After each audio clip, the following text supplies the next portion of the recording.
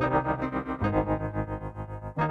so hello my dear friends, guys, welcome back to my channel. As you have know already that I have already made the video on part number 1, part number 2. We have discussed a lots of things, and this is our part number 3 of one short series of Pol Science Introduction to the Constitution, the USO second semester. So guys, today I'm going to start our topic from Government of India Act, because in our last class I'm talking about second number one short second part, we have completed till Indian Councils Act 1909, and guess what, the next topic is Government of India Act 1919, and now we are going to completing this. We are going to starting the series, the points, important, crucial, mandatory points of this act, Government of India Act 1919, which is also called Montagu-Chelmsford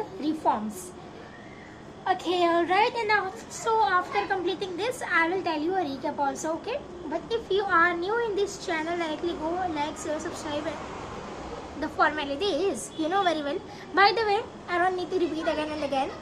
If you really want to understand these all concepts very carefully, then go and watch number 1 first, then number 2, and then come to this video, which is number 3, okay? Otherwise you can't be able to understand, okay? And it's your loss, not mine, by the way, because my exam is also on 9th of June 2025. By the way, let's begin it. Government of India Act 1919, which is also called Montagu-Chelmsford Reforms. I'm talking about Montagu-Chelmsford Reforms. Okay, this is a, we can say, rename. Okay, rename, captured, or by someone, that doesn't matter who has captured, but this is also called Government of India Act 1919. Okay, a type of a rename, we can say. This law was made after the British promised to give more powers to Indians. ये law कब बना था? जब British ने promise किया था कि वो इंडियंस को ज्यादा से ज्यादा पावर देंगे, मीन्स और भी ज्यादा पावर देंगे, ऐसा ब्रिटिश ने प्रॉमिस किया था. ओके, एंड वो प्रॉमिस किसमें किया था वो मैं आपको बताऊंगी कॉन्स्टिट्यूशन के डिटेल वीडियो में. ओके, सो उसके लिए आपको वेट करना होगा, एंड वो वीडियो टुमारो कल तक आपके पास आपको मिल जाएगा. ओके, मैं पूरे फुल कॉन्स्टिट्यूशन कैसे बनाऊं, उसमें हम अगस्त ऑफर, बहुत सारी चीज, नेहरू रिपोर्ट, बहुत सारी चीजों के बारे में बात करने वाले हैं. So be wait for our tomorrow constitution video. Okay, I will tell you later in this video. By the way, this law was made after the British promised to give more powers to India. Okay, it came after the First World War. First World War के बाद आया है. Alright, इतना तो पता ही होगा आपको First World War कब हुआ था. Alright, now main features are, इसके मेन फीचर्स क्या है, डायरेक्टली पॉइंट्स पे आते हैं. जैसे जैसे मैं बोल रही हूँ आपको वैसे ही अपने आंसर्स में लिखना है. इनफैक्ट मुझे खुद भी अपने आंसर में ऐसे ही लिखना है जैसे कि मैं बोल रही हूँ. Okay, yes, main features are introduce dyarchy in provinces. Of course, means first of all dyarchy क्या होता है? डायरकी किससे क्या समझ में आ रहा है? Dyarchy, di means two. Okay, di tri सुना होगा ना आपने, di tri, right? So dyarchy means क्या समझ में आ रहा है? Rule by to. ओके, जहाँ पर एक ही कंट्री पे दो लोगों का शासन हो, means rule by two is called diarchy system. Okay, so यहाँ पर डायरकी को इंट्रोड्यूस किया गया है प्रोविंसेस में. Some subject like education were handled by Indian Minister. Education, health category, ये सारी चीजें इंडियन मिनिस्टर हैंडल कर रही थी. मतलब इंडियन मिनिस्टर को हैंड ओवर किया गया कि इसको आप हैंडल करो. एंड बाकी जितनी भी चीजें हैं, and other important subject like police remained budget with British officers. Okay, वो सारी चीजें ब्रिटिश ने कहा कि वो सब हम कर लेंगे हैंडल, आप बस एजुकेशन, हेल्थ केयर, इन सब को आप हैंडल करोगे. उन्होंने इंडियन मिनिस्टर को दे दिया. मीन्स उन्होंने पावर्स का डिवीजन कर दिया. उन्होंने एक तरह से फुल इक्वल डिवीजन तो वैसे नहीं किया था, बाय द वे. उन्होंने बस इंडिया को थोड़ा सा और ज्यादा पावर दे दिया. ओके, इंडियन मिनिस्टर्स को कुछ पावर और दे दिए, दैट या आप इतनी चीजें संभालो, बाकी सब जो है वो हम देख लेंगे. ओके, इन शॉर्ट हम ये कह सकते हैं कि आप इंटरनली संभालो, एक्सटर्नली सारा ब्रिटिश के कंट्रोल में था, लेकिन इंटरनली सोसाइटी के अंदर की जितनी भी चेंजेस है वो सारे इंडियंस के कंट्रोल में आ गई थी. ओके, एंड एक्सटर्नली अगर देखा जाए सो वो सारी चीज़ें ब्रिटिश के कंट्रोल में थी. Okay, still now Indians got more roles in the administration. Indians को और भी ज़्यादा रोल्स मिले एडमिनिस्ट्रेशन में, बट स्टिल लेकिन अभी भी real power stayed with the British. जो कहते हैं ना असली पावर, वो अभी भी ब्रिटिश के पास ही थी. मानते हैं कि इंडियंस को कुछ रोल्स मिले, अच्छे रोल्स मिल गए एडमिनिस्ट्रेशन में, बहुत सारे रोल्स मिले, पावर्स को कंट्रोल करने का भी मौका मिला, लेकिन कहते हैं ना जो अभी भी जो मेन पावर वो अभी भी ना ब्रिटिश के हाथ में ही थी. ओके, ब्रिटिश के ही पास वो अभी भी मेन पावर थी. A step forward for Indian self-governance at the provincial level. एक स्टेप आगे बढ़ा India, right? At encourage Indians to take more interest in governance. Okay? In short, Indians का जो governance में है वो इंटरेस्ट और भी ज्यादा बढ़ा. All right?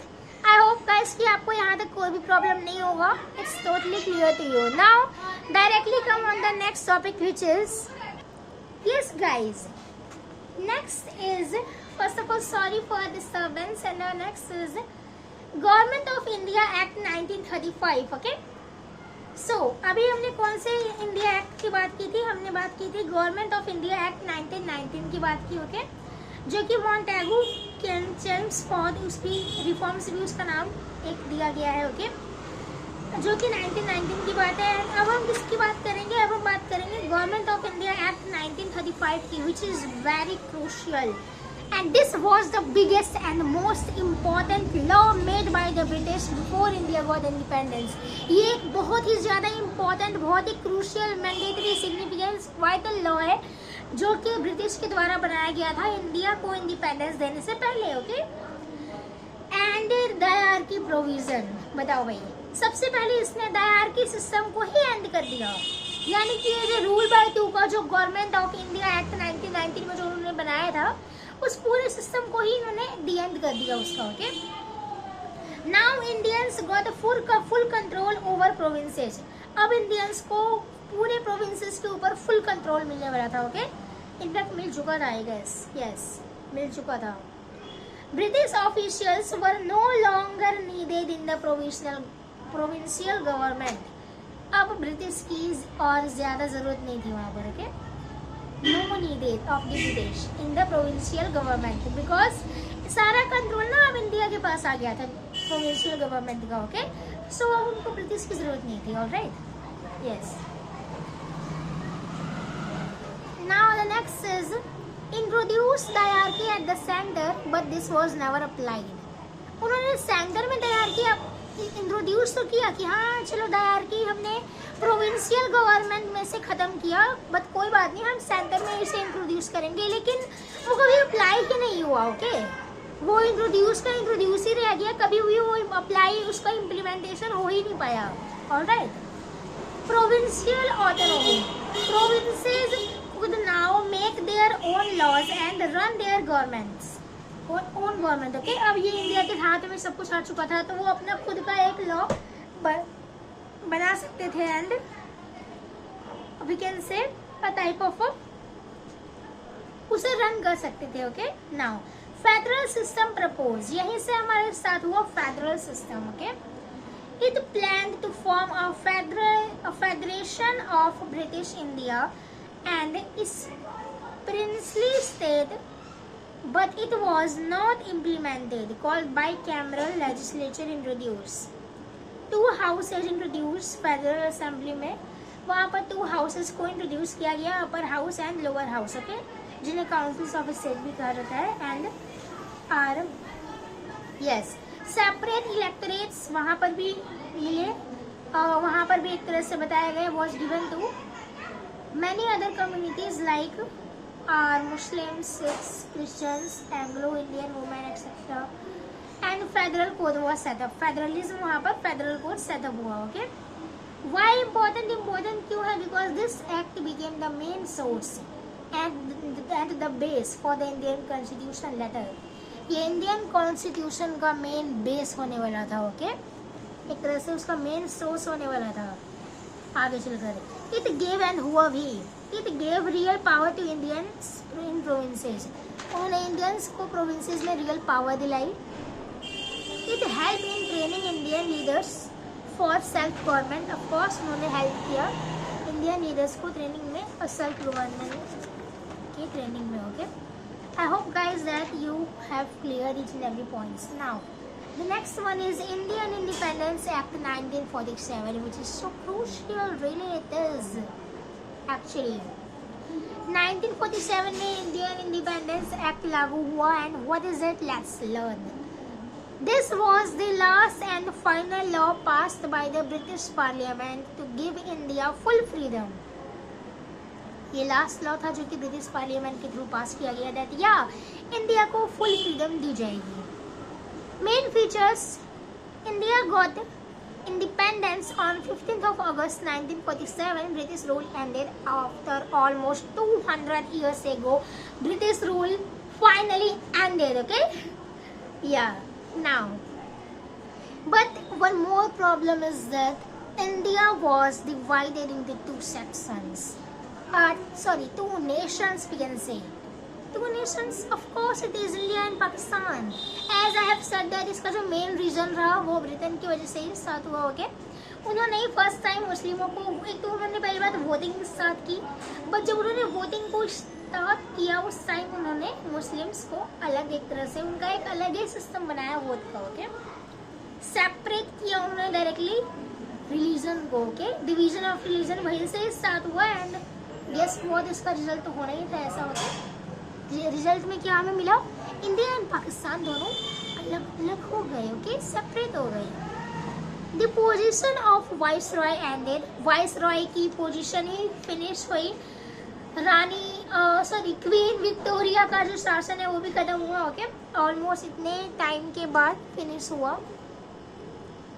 And then a new Indian constituent assembly was given full power, make laws, frame the constitution of India. The position of viceroy ended, as I have said. King of England was no longer the ruler of India. Who is Queen of England? Okay, Queen Victoria that time. Why important? Because it gave complete independence to India. Okay, marked the end of British control first of all, and India could now make its own rules, its own regulations, its own obligations and govern freely, okay? Now for the final conclusion is from 1773 to 1947 the British passed many acts like to rule in India, okay? In the beginning they kept all powers with themselves, but slowly they gave some powers to Indians, especially in the provinces. As I have told you in my last previous videos, okay, related to provinces, that how British started giving slowly the crucial powers to Indians, okay, and the role of Indians in the provision, law making, how it's possible. ये सारी चीज़ें भी हमने पहले ही discussion कर रखा है अपने प्रीवियस वीडियो में। So if you really want to see then go and check it first, okay? Don't waste your time by the way. Yeah so Indians started to learn how to govern by 1947. These laws and experiences helped Indians to fight for full freedom. Finally, we got independence and the power to make our own constitution. That's how.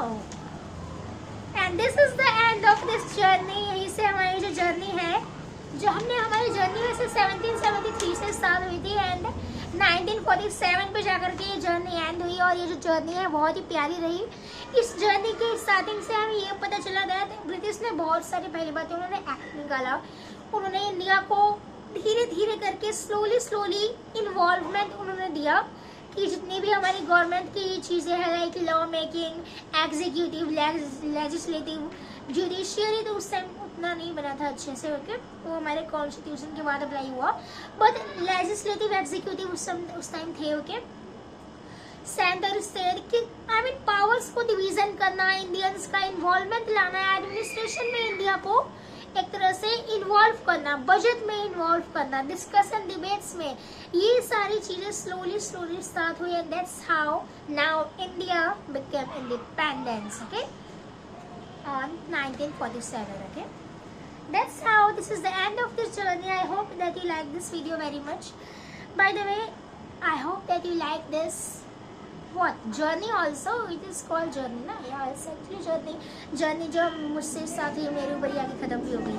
By the way, now इस journey के बीच में दो ऐसी और important चीज़ें रही हैं जिसके बारे में बात करना इम्पोर्टेंट है. ओके, एंड ऑफ कोर्स मैं क्रिप्स मिशन की बात करना चाहूँगी एंड कैबिनेट मिशन की. ओके, बिकॉज इन दोनों के बिना तो ये चीज़ पॉसिबल ही नहीं थी, इंडिया को फ्रीडम मिलना भी पॉसिबल नहीं था. I know that Cripps mission fail हुआ था, but of course it's important. Okay, it is a prove ना दैट या क्रिप्स मिशन फेल. ब्रिटिश ने ट्राई किया इंडिया से फ्रेंडशिप करने का एक तरह से. ओके, बट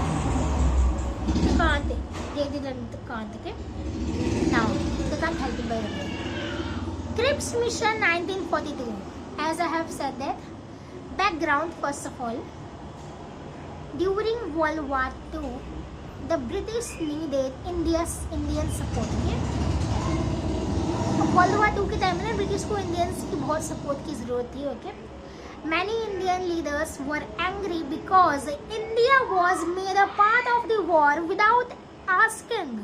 बहुत सारे इंडियन लीडर्स उस पर बहुत ज़्यादा एंग्री हो गए थे बिकॉज इंडिया बिना किसी से आस्किंग बिना कुछ पूछे ही वर्ल्ड वॉर 2 का एक पार्ट बन चुका था. Okay, without asking to any leaders British ने उन्हें इंडिया को ही एक पार्ट बना दिया था वर्ल्ड वॉर 2 का. तो इसकी वजह से इंडियंस लीडर और इंडिया की जो आम जनता है, सिटीजन है, वो भी बहुत ज़्यादा एंग्री थी ब्रिटेन के ऊपर. ओके, टू काम द सिचुएशन को काम करने के लिए, काम डाउन करने के लिए, पब्लिक में रिलेक्शन लाने के लिए sir Stanford Cripps was sent to India. उन्हें इंडिया भेजा गया. ओके, उनके एक मिशन के साथ जिसका नाम रखा गया क्रिप्स मिशन. ओके, उन्हीं के सरनेम पे उनका नाम रखा गया क्रिप्स मिशन. लाइक अगर मैं कुछ भेजूँ किसी देश में कोई मिशन, तो मेरे नाम क्या है, दर्पण श्रीवास्तव, यानी कि श्रीवास्तव मिशन के नाम से रखा जाएगा. Okay, by the way, jokes apart, alright, by the British government. Alright, yeah sir Stanford Cripps was sent to India by the British government. British government ने उन्हें इंडिया भेजा. किसे भेजा? सर स्टैनफोर्ड क्रिप्स को भेजा गया उनके क्रिप्स मिशन के साथ, जो कि 1942 में लागू हुआ था. ओके, अप्लाई होने की कोशिश की इंडिया में, but can't help it. Main proposal क्या था उस मिशन का? Main proposals of Cripps mission are 1. After the world war India would get dominion status. India को डोमिनियन स्टेटस मिल जाएगा वर्ल्ड वॉर 2 के बाद. This means India would still be under the crown, but with full internal control. Dominion status का ये मतलब है कि इंडिया अभी भी ब्रिटिश के अंदर ही रहेगा, लेकिन फुल कंट्रोल के साथ रहेगा. यानी कि इंडिया के पास पूरी आज़ादी होगी अपना कॉन्स्टिट्यूशन बनाने की, उसे लागू करने की, लेकिन ब्रिटिश के अंडर में वो काम करेगा. Okay, remember the point I have said, dominion status. This means that India would still be under the British crown, but with. So guys, I just hope that कि आपको डोमिनियन स्टेटस का मतलब समझ में आ गया होगा. ओके, थोड़ा सा फास्ट में करने की कोशिश करूँगी बिकॉज वीडियो ऑलरेडी काफ़ी लेंथी हो चुका है. And I don't want to make this video too much lengthy, like 1 hour 2 hour. No, I don't like it यार, स्पेस भी नहीं है. Storage is not available. Okay, lack of storage in my phone, that is why. By the way, where we have, we are on the topic of Cripps mission पे थे हम. I forget actually.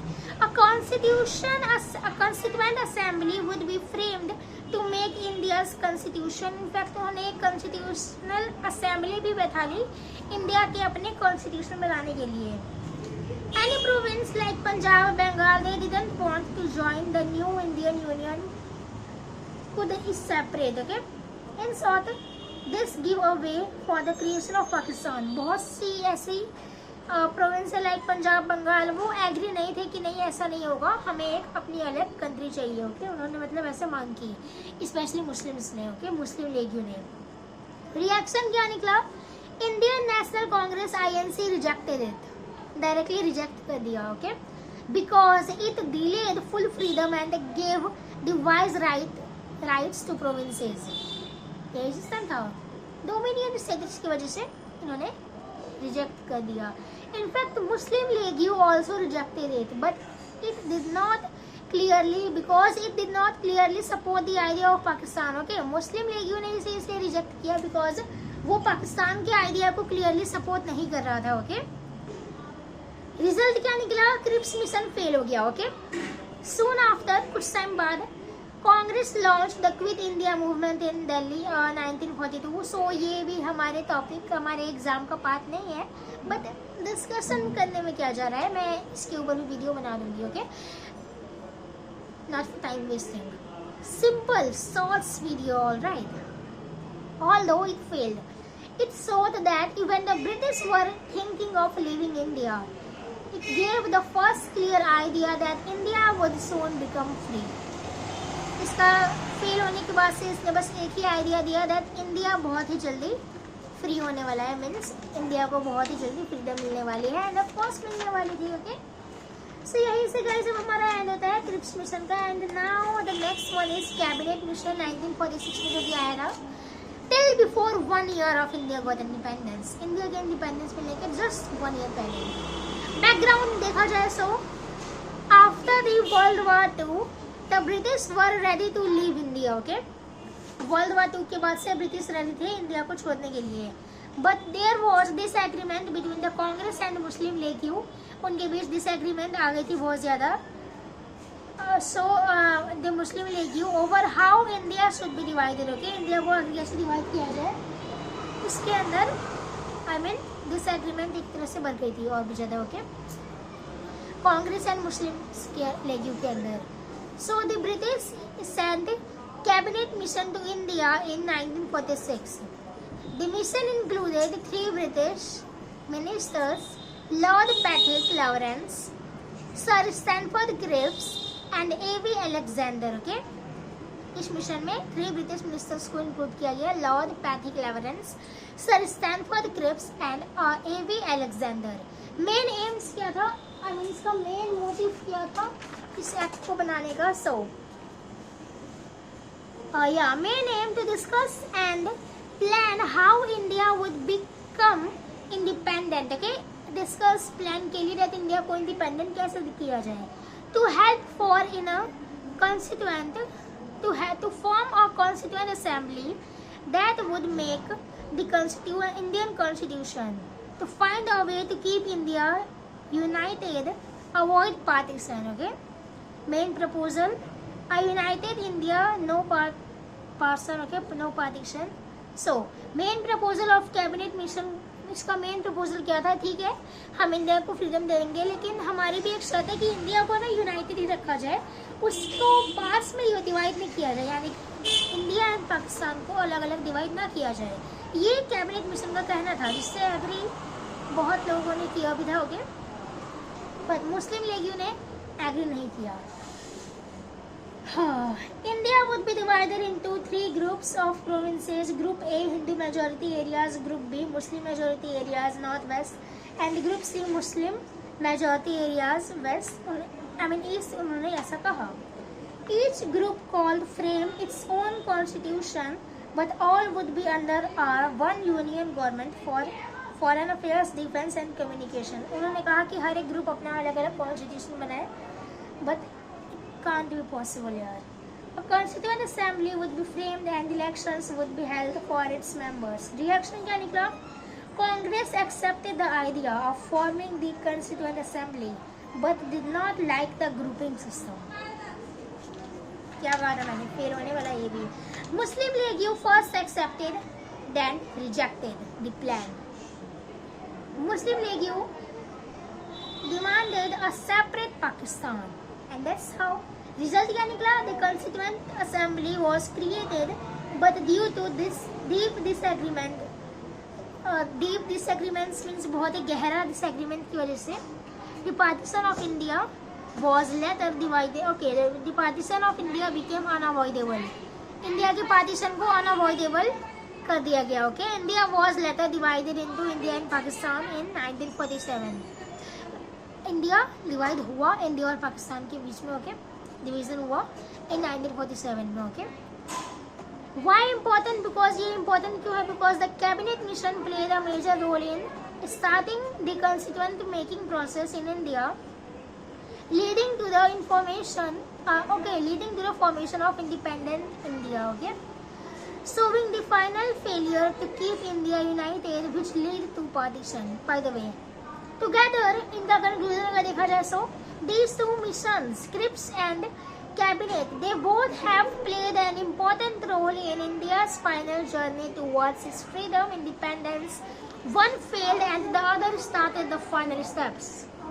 Fail कौन हुआ? Cripps mission. Other इस final step किसने साथ किया और आगे जाके कौन फेल हो गया? Cabinet mission. क्रिप्स मिशन 1961 में स्टार्ट हुआ। कैबिनेट मिशन और या 1961 में हुआ था ना, 1941 में स्टार्ट हुआ। ओके, सॉरी 1942 में। Okay, and Cripps cabinet mission 1946 में। द माउंटबेटन प्लान एग्जीक्यूट उसके बाद से हो गया। माउंटबेटन का प्लान क्या था? Indian Independence act. ओके, 1947, जिसे माउंटबेटन के प्लान के नाम से भी जाना जाता है। British was partition into India and Pakistan on August 14th of August 1947, which make two countries, namely Pakistan, West and East Pakistan, and India got independence on 15th of August 1947.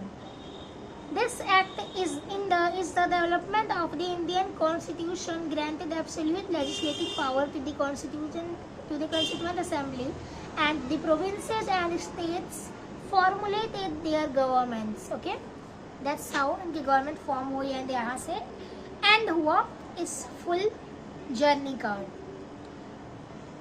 I hope that guys you like this video, and I am also getting very much tired. I should drink water, okay?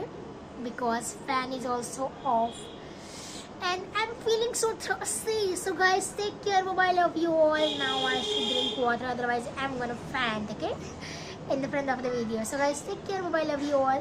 Let's meet directly on our next video, because part number 4 तो आना बाकी है और उसे आना ही पड़ेगा, कोई भी नहीं रोक सकता है। Take care. Bye. Love you all.